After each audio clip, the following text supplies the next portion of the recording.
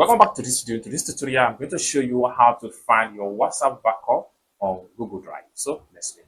But before we dive into the tutorial, if you find this tutorial useful and you are very new to this channel, remember click on that subscribe, turn on for more useful tutorial like this. So with that being said, let's get started. The very first thing you need to do is to simply head over to your Google Drive. So I'm going to simply click on here to access my Google Drive from the folder. The next thing I'm going to do is to simply click on Drive.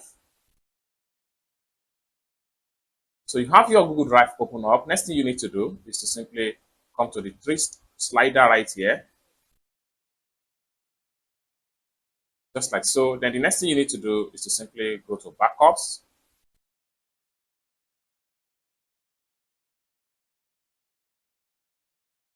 Then here you go. So you have your backup WhatsApp file right here. So basically, this is how to find your WhatsApp backup on Google Drive. I hope you really got value for this video. If you find this video useful, give this video a big like, and also remember to subscribe to the channel for more useful tutorial like this. Thank you so much for watching, and I hope to see you in my next video. Peace.